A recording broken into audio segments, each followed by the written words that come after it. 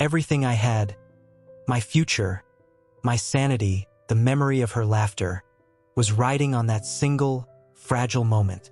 A second chance to undo the destruction I caused 7 years ago. You won and oppose. T believed the decision I made next.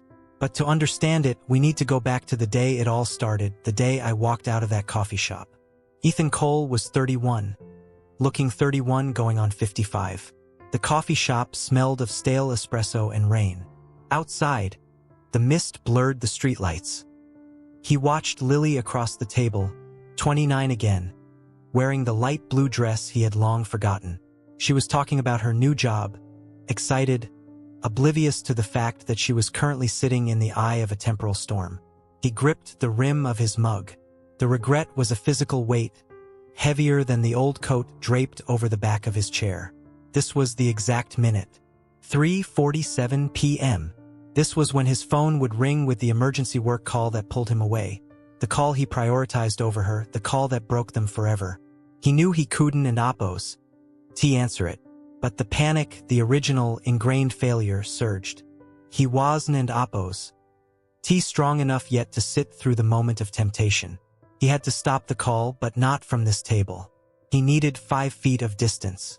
1 minute to intercept the signal, secure his composure, and return. Be right back, Lils, he muttered, pushing away from the table. Lily barely looked up. Don't take too long. You promised me the whole hour. I won't, he lied. He rushed out the door and around the corner, pulling out the antiquated temporal device, manipulating the frequency to jam the incoming call. The device hummed, vibrating violently, throwing off a weak blue light against the wet brick wall. He felt the ripple in the air. The moment was secured. He had bought their future back. Ethan smiled, turning to re-enter the cafe. He had been gone 58 seconds. He stopped dead just inside the doorway. Lily was no longer alone. A man, tall, elegant, with a composed, gentle smile, was sitting in Ethan's place. Adrian Hale. Adrian's hand rested lightly on Lily's forearm, comforting her. Lily was teary-eyed, but she was leaning into the comfort, not away from it. And Adrian, meeting Ethan's gaze through the gap in the crowd, smiled. A knowing, proprietary smile. Ethan's old coat slid from the chair onto the wet floor. He hadn't an oppose. T just prevented his mistake. He had created a vacancy, and the timeline had already filled it. He had walked out for a minute and returned to find another man holding the woman he traveled through time to save. Ethan Cole was an anachronism seated in a well-lit corner booth. The air smelled of burnt sugar and old coffee grounds, exactly as he remembered. He felt the rough tweed of the booth seat beneath his worn coat, a coat he had not been able to discard in the timeline he just escaped. Across the small table sat Lily Hartman. She was vibrant, present, and utterly unaware that the man watching her had lived the next 10 years in agonizing isolation because of the choice he was about to make. He focused on the detail he had longed for, the tiny furrow between her brows when she concentrated on stirring her latte. Her long brown hair caught the soft amber light filtering through the window, creating a halo effect he had only seen in faded photographs. This moment, this specific Tuesday afternoon, was the point of no return. So, Maya called again, Lily said, setting down her spoon. Her voice, light and familiar, sent a shock wave of regret through Ethan. She was asking about the apartment hunt. She thinks we should move closer to the city center before the end of the month. Ethan's heart hammered a frantic rhythm against his ribs. This was the trigger. The conversation about commitment, about merging their physical spaces and futures, was what had overwhelmed the 21-year-old version of himself, causing him to freeze, drop his coat, and bolt without a word. Ethan, are you listening? Lily asked, a hint of concern entering her tone. He fought the urge to reach across the table and grip her hands, to confess everything, to tell her about the broken future, the lonely nights, and the crushing knowledge that he had been the architect of his own destruction. But he couldn't and oppose T. Not yet. The goal was simple. Survive the moment. Stay in the chair. I am, Ethan said, forcing a calm smile. Felt brittle, fake. Just thinking about the logistics. City center is fine. Lily's expression softened into relief. Good, because I already told her we were leaning toward the north end. I really want to be near the river. He nodded, absorbing the details, cataloging the subtle shifts in her posture. This was better. He had not run. The timeline, the destiny he fought seemed to be holding. But the familiar anxiety, the ghost of his past panic, began to claw at his chest. He needed a breath. He needed 1 second of distance to recalibrate and confirm he was still anchored to reality, not hallucinating the past. The urgency was building. If he sat here too long, the psychological pressure of the original mistake might repeat itself instinctively. He had to replace the action of fleeing with the action of fixing. Ethan stood up abruptly, making Lily jump slightly. He reached for his dark, heavy coat, which had been draped over the back of the chair, symbolic of his lingering presence in the other timeline. He deliberately let the sleeve catch on the chair edge. The coat slipped, hitting the worn wooden floor with a dull thud. "Damn it," he muttered. "Be right back. I need to grab a napkin, and I need to get this off the floor before someone steps on it." Lily barely registered the movement. "Okay, I'll check the listings while you're gone." It was a small, inconsequential separation, perhaps 15 feet to the counter, 30 seconds total. But those seconds were the fracture point. Ethan strode quickly to the counter, grabbed a paper napkin, and returned immediately, his eyes fixed on the booth. He felt a sudden, profound coldness, the kind of stillness that precedes a time anomaly. The air around the booth seemed heavy. He stopped, halfway between the counter and his table. His table was no longer his. Lily was still there, but she was leaning slightly, her posture now relaxed, comforted. Across from her, exactly where Ethan should have been sitting, sat a man he did not recognize. Adrian Hale. Adrian was perfectly groomed, wearing a pale gray suit that contrasted sharply with Ethan's faded attire. He had an easy, confident posture. He was Nanapos. T just sitting. He was engaged, leaning forward with genuine attention. As Ethan watched, frozen, Adrian reached out, gently took Lily and Apo's hand across the table and said something that made her laugh. A light, genuine laugh that Ethan realized he hadn't in Apo's. T heard in years, even in his memories. The moment was agonizingly established. Adrian was present. Adrian was caring. Adrian was comforting the anxiety that Ethan had caused. Ethan felt the breath catch in his throat, a dull ache spreading across his chest. He took 1 step forward. The sound of his shoe on the floor was muted, swallowed by the ambient cafe noise. Lily looked up first. Her eyes widened slightly, a flicker of confusion crossing her face, as if trying to place him. "Oh, hi," she said, pulling her hand away from Adrian only slightly. "Can we help you?" The words hit him like a physical blow. Not in quote, "Ethan, where did you go?" And quote, or in quote, "You're back quickly," and quote, but in quote, "Can we help you?" And quote. He was an outsider, an interruption. Adrian turned, his gentle smile instantly professional, a protective layer settling over his features. His eyes, dark and assessing, measured Ethan instantly. "Looking for a table?" Adrian asked, his voice smooth, carrying authority. Ethan felt the nausea rising. He had left for 30 seconds to correct a minor physical error, and in that vacuum, the timeline had installed a replacement. A better replacement. "No," Ethan managed, his voice rougher than he intended. He forced himself to walk up to the table, ignoring the intense, possessive scrutiny from Adrian. He needed to reassert his claim, even if Lily didn't and Apo's T recognized it yet. He picked up his abandoned coat from the floor. The jacket felt heavy, useless. I was just leaving something here," Ethan lied, gesturing vaguely toward the coat, desperate for an explanation for his presence in their sphere. Lily frowned slightly. "I don't think I know you." "Ethan Cole," he supplied, trying to project the familiarity they once shared. But the name sounded hollow, meaningless in this version of the past. Adrian stood up, a movement that immediately established dominance through height and confidence. He offered a hand to Ethan, a gesture that felt more like a calculated disarmament than a greeting. Adrian Hale. Good to meet you, Ethan. I'm Lily's associate.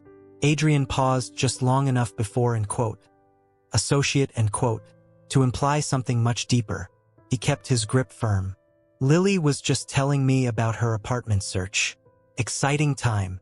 Ethan's mind raced. Associate? Lover? The timeline had accelerated their relationship. His brief absence had not erased the original abandonment. It had merely shifted the narrative, allowing Adrian to step in as the reliable presence. The alternative, perhaps the destined path. Lily looked at Adrian, then back at Ethan, still confused but already leaning on Adrian's interpretation of the situation. Yes, Lily confirmed brightly, glancing affectionately at Adrian. Adrian is really helping me sort out the logistics. He's been a lifesaver today. The word in quote, lifesaver in quote, echoed in the small cafe space. Ethan had tried to save their life together by intervening, and all he had done was create a situation where someone else was saving her from the possibility of him. Ethan retreated a step, clutching the coat against his chest. The plan had failed instantly. He wasn't an oppose. Repairing the past. He was observing the future he deserved, being lived by a stranger. Right? Good luck with the north end, Ethan mumbled, turning away from the table. He didn't an oppose. T looked back as he walked toward the exit, the taste of ash in his mouth. Outside, the air was cold and damp, a fine mist blurring the edges of the world. Ethan leaned against the brick wall of the cafe, the glass panes separating him from Lily and Adrian. Two figures perfectly framed in warm amber light. He watched Adrian return to his seat, leaning in close to Lily. Adrian said something that made Lily smile widely, a smile that radiated warmth and trust. Adrian reached across the table again, not just taking her hand this time, but lightly brushing a stray strand of hair from her cheek. The intimacy was undeniable, established. Ethan stood in the freezing rain, realizing the horrifying truth. In the original timeline, he had abandoned Lily for good. In this revised timeline, he had abandoned her for Adrian. His 30 seconds of correction had simply paved the way for a rival who was already better integrated into her present than he had ever been. He felt the heavy, suffocating weight of the second chance he had just ruined. The time loop had not offered him redemption. It had offered him a front-row seat to the life he lost, now being built by another man. The unease turned into cold, immediate panic. He was not here to fix things. He was here to fight the tide of a destiny that now actively sought to exclude him. Ethan felt the temporal current closing around him, suffocating his attempts. He was no longer trying to correct the past. He was clawing back territory already lost. The first week was spent in obsessive surveillance, tracking Lily's movements, cataloging the new architecture of her life. He knew her routine: coffee at the corner store, lunch near the gallery, the 6 p.m. walk home.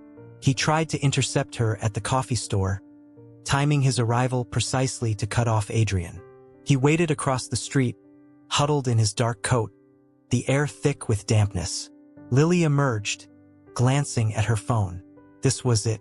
The moment he would step out, blocking the path Adrian always took in the original, ruined timeline. But Adrian was already there. He wasn't an oppose. Walking toward her. He was waiting by the bus stop, leaning against a brick wall, holding a paper bag containing, Ethan knew, the specific kind of pastry Lily loved but always pretended not to want. Adrian did not look up. He seemed to sense her presence. He offered the bag. Lily smiled, a genuine, unguarded lift of her lips that made the deep regret in Ethan's chest twist into something sharp and new: envy. Ethan froze mid-stride, the sound of a passing bus masking a guttural sound of frustration. He retreated into the shadows. He tried again 2 days later. He remembered the night they were supposed to see the retrospective film at the old cinema downtown, a date they had canceled because of his sudden, panicking need for space. If he was there, waiting, maybe he could pull her back into the shared history. He bought 2 tickets, positioning himself near the marquee, the glow of the amber streetlights catching the anxious lines on his face. Lily arrived at 7:30 p.m. sharp, exactly as she would have years ago. But she wasn't Appos, T alone. She wasn't Appos, T just with Adrian. She was draped casually against his arm, speaking quickly and laughing softly. They looked comfortable, settled. Ethan watched as Adrian pointed to the poster. Lily shook her head, pulling him toward a different cinema down the street, a new art house venue. They weren't Appos, T reliving the past. They were building a new one, faster than Ethan could dismantle it. He understood then. His absence had not created a vacuum. It had merely swapped components. He was fighting a timeline that was healing itself using Adrian as the suture. The failures mounted, each one reinforcing the temporal logic working against him. Every time he tried to insert himself, a casual bump in the grocery aisle, a mistaken call to her office, a message left through Maya. It resulted in Lily seeking immediate comfort from Adrian, or Adrian instinctively shielding her from the disruption. Ethan felt the chilling dread that perhaps the moment he returned to fix was not the error, but the symptom of a deeper, unfixable flaw within himself. The escalation peaked during a fundraising gala. Ethan, managing to secure an invitation through a contact, watched them across a glittering ballroom. Adrian was introducing Lily to colleagues, his hand resting lightly on the small of her back, a possessiveness that felt earned. Ethan crossed the room, his movements direct, fueled by desperate necessity. End quote. Lily, end quote, he said, his voice low and strained. She turned, startled. Her eyes held recognition, but also confusion, like seeing a distant relative whose name she couldn't and Appos. T immediately place. End quote. Ethan? End quote. She said, the name tentative as if testing whether it belonged to him. End quote. We need to talk, end quote. He insisted, ignoring Adrian, who had instantly shifted his stance, moving slightly in front of Lily. End quote. About what, Ethan? End quote. Adrian's voice was calm, measured, devoid of hostility, which made it far more dangerous. End quote. Lily and I were just about to leave. End quote. End quote. This doesn't Appos, T concern you, end quote. Ethan snapped. Lily took a step forward, her expression softening with pity, a look that cut deeper than anger. End quote. Ethan, I don't Appos. T know why you keep showing up. We haven and Appos. T spoken in years. And honestly, I don't Appos. T know you well enough to understand what you want. End quote. The words hit him like physical blows. She remembered the face, the name, but the shared history, the weight of intimacy was gone. The time loop had scrubbed the emotional residue clean. End quote. Don't you remember? End quote. Ethan pleaded, taking a desperate step closer. End quote. The cafe? I was only gone for a minute. I came back. I came back for you. End quote. Before Lily could respond, Maya Bennett, who had been watching the scene unfold from nearby, intervened, pulling Lily gently away. Maya fixed Ethan with an intense, protective glare. End quote. Stop it, Ethan, end quote. Maya hissed, dragging him toward a quiet alcove near the coat check, away from Adrian and Lily. End quote. You are confusing her. End quote. End quote. I have to make her remember. End quote. Ethan argued, his hands shaking. End quote. The truth? End quote. Maya leaned in close, delivering the devastating truth that ripped the floor out from under Ethan's reality. End quote. You want the truth? You left. You didn't Appos. T come back for 2 hours. You vanished. And she sat there, alone, waiting, thinking maybe her phone died. Maybe you got caught in traffic. Maybe she had misunderstood the entire relationship. End quote. Maya whispered, her eyes sharp with resentment. End quote. But Adrian? Adrian only went out for 20 minutes to take a crucial work call. When he came back, he found her crying into a cold cup of coffee. He sat with her. He didn't Appos. T asked questions. He just stayed. End quote. Ethan reeled. End quote. No. I left for 30 seconds. I checked my phone. I saw her. I came right back. He was holding her then. End quote. Maya shook her head slowly, the pity replaced by cold certainty. End quote. This is the part you aren't in Apo's. T getting Ethan. Adrian was always supposed to be at that cafe that day. He was meeting a client. He walked in, saw you two, and walked out to give you privacy. When he returned later, you were gone. Lily was there, destroyed. You didn't end Apo's. T just abandoned her. You were absent for the most critical moment of her life. Adrian didn't end Apo's. T steal your place. You vacated it, and he simply filled the hole you created. End quote. Ethan stumbled back, his mind racing to reconcile the timeline. His memory, the bedrock of his agonizing regret, was flawed. His time travel hadn't and Apo's. T created Adrian. It had merely thrust him into a version of the timeline where he himself was the ghost. His panicked exit had been longer, his absence more definitive, than his ruined memory allowed him to believe. The clock in the cafe hadn't an Apo's. T just trembled. It had accelerated, filling his vacuum with Adrian and Apo's reliability. He looked across the room. Adrian was guiding Lily toward the exit, his hand gentle on her shoulder. They moved as a unit. Ethan watched his own discarded coat, which he had draped over a chair near the entrance, slide silently to the marble floor.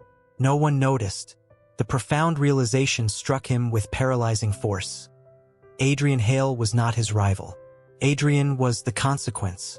He was the better future Lily deserved, engineered by the time itself to undo Ethan and Apo's original cruelty. The fight was no longer about forcing Lily to remember the past. The fight was about facing the reality that the man he was, the man who had vanished from the cafe, was the one who destroyed the future. The physical obstacles were secondary. The psychological obstacle was insurmountable. How could he convince Lily to choose the unstable, desperate past over the secure, present love of Adrian? He was not fighting Adrian. He was fighting the timeline and Apo's attempt to erase his mistake by erasing him entirely. And the timeline was winning. Despair settled over him, heavy and cold. He was fading not just from her life, but from the very logic of her history.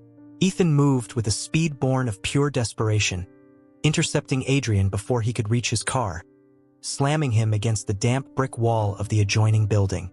"We need to talk." Ethan's voice was raw, strained against the sounds of the bustling city. Adrian did not struggle. He simply looked at Ethan, his eyes holding a profound, unsettling pity. "I know who you are, Ethan," Adrian said softly. "You are the shadow of regret, the one who comes back when the damage is too late to undo." "You don't know anything about me?" Ethan snarled, grabbing the lapels of Adrian's perfect suit. "You are an interloper. You are standing in a spot that was mine." "No," Adrian corrected, maintaining unnerving composure. "You abandoned that spot. I simply found it vacant, and I had the decency to stay." The statement struck Ethan like a physical blow. He loosened his grip slightly, the truth of the accusation draining his force. "I came back to fix it," Ethan insisted. "I am here to ensure she doesn't experience the pain I caused. We belong together." Adrian scoffed, a quick, sharp sound of disbelief. "She told me everything. Or rather, she told me the fragmented memories of a man who vanished. A man who sat across from her at this very cafe, checked his watch, and walked out the door without a word, leaving her to stare at a cooling cup of coffee and an empty future. That was a mistake. A split second of cowardice I spent years trying to erase. I corrected it. I returned. But the time shift pushed you here." Ethan felt the ground tilting beneath him. "The time shift didn't push me here, Ethan," Adrian said, his voice dropping to a low, intense level. "You did. Your absence was the catalyst. Nature abhors a vacuum. When you chose to leave, you created the very conditions for me to exist in her life." Ethan's breathing hitched. This man wasn't an Apo's, a rival. He was the consequence. The physical manifestation of Ethan and Apo's failure to commit. "You think I'm the villain?" Adrian pushed off the wall slightly, forcing Ethan to step back. "Look at her. Look at Lily now. She smiles without effort. She talks about the future without fear. When you were with her, her eyes were always searching for the exit, wondering when you would choose to leave again. Ethan turned his gaze back toward the window of the cafe. Lily was laughing, her hand resting gently on Maya's arm. Her face was illuminated by the warm, amber light of the interior. She looked whole. She looked irrevocably happy. You wouldn't have known that fear unless you caused it, Adrian continued, his voice steady, relentless. And I know something else you didn't bother to learn. Something you forgot when you tried to rewrite your own timeline. Adrian leaned in, his words cutting through the humid air. Lily stopped drinking Earl Grey tea 5 years ago. She switched to simple black coffee because the heavy fragrance reminded her too much of sitting alone at tables, waiting for someone who never came back. I knew that the first time we had coffee. You are still trying to order her favorite tea from a past that is dead. The detail was crushing. Ethan had been so focused on the grand moment, the single pivot point, the coffee table, that he had missed the entirety of the woman who existed beyond it. He was fighting for a memory, not the living Lily. The watch on Ethan's wrist, which had been silent since the confrontation began to vibrate violently. The glass face cracked under the invisible stress of the colliding timelines. The tremor intensified. Ethan knew what this meant. The universe was rejecting his presence, signaling that his borrowed time was up. He had failed the mission, but he had achieved a terrifying clarity. He hadn't and Appos. T come back to save Lily. He had come back to save himself. And in doing so, he had almost destroyed her fragile, hard-won peace. He released Adrian completely, stepping back until the shadows swallowed him. Adrian watched him, not triumphantly, but with a somber finality. You are erasing yourself, Ethan. Choose wisely, Adrian warned, his words barely audible over the growing hum in the air. Ethan looked at the cafe window one last time. Lily stood up, hugging Maya goodbye. She smoothed her dress and turned, walking toward Adrian. She didn't in Appos. T look across the street. She didn't in Appos. T feel the pull of a former love. She looked forward. Adrian met her, placing a comforting hand on her lower back, guiding her away from the cafe and into the foggy street. Ethan watched them walk away, the two figures merging perfectly into the soft glow of a street lamp. They were a complete picture, a complete future he had created, but one he could never be a part of. The pain was not the pain of loss anymore, but the agonizing realization of acceptance. He had to vanish entirely, not just from the cafe table, but from the timeline itself, to ensure Lily's true happiness. His greatest act of love was allowing his own erasure. He reached down, unzipping the heavy coat that had been his constant companion, the garment that represented the weight of his past. He let it fall to the wet pavement. It lay there, a dark, heavy mass, signifying the end of his attempt to re-enter history. The watch on his wrist burst into fine powder. Ethan Cole turned and walked into the deepest part of the shadow, dissolving not just from the city street, but from the memory of the past he had so desperately tried to cling to. He walked until the only thing left was the abandoned coat on the pavement, slowly absorbing the dampness of the street. I know that this story is intense, and it is why I share these moments. If you value the truth and like stories that make you think and feel, do the following. Consider subscribing to the channel and comment with the city you are watching from. It is the best way to ensure you do not miss the next lesson in life. Ethan stood across the street, the damp chill of the late night biting at his skin.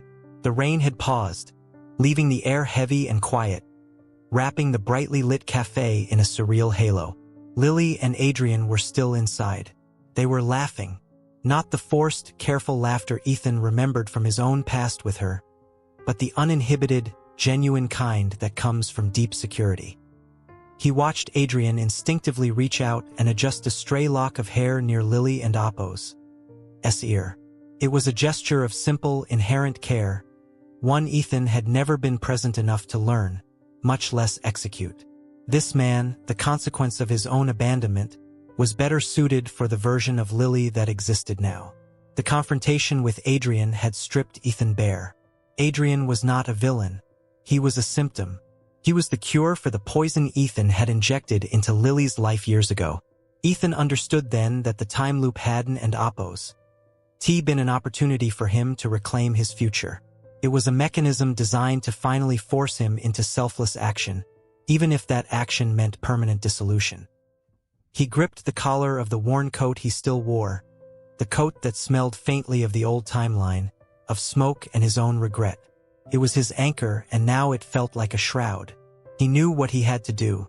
He had to erase himself completely from her periphery, not just physically but temporally. He needed to ensure the fissure he created closed without dragging her back into his shadow. Ethan pushed off the brick wall and walked slowly down the sidewalk, away from the warm glow of the café. He did not look back. Every step was heavy, not because of the physical strain, but because he was walking toward an unknown, empty future. A future where the one person who defined him now lived in perfect happiness, defined by someone else. He reached a dark alleyway adjacent to the street, a place where the light and sound of the city vanished. He stopped.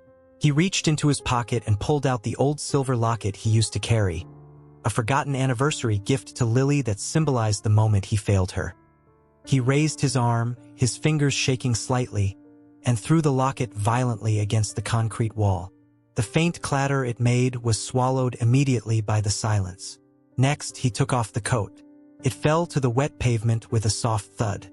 It was no longer a symbol of hope or redemption. It was a relic of the man who had abandoned her. Ethan left it there, crumpled and dark against the wet stone, a casualty of the temporal war he had fought and lost. He was finally free of the past, but the freedom was the most excruciating punishment.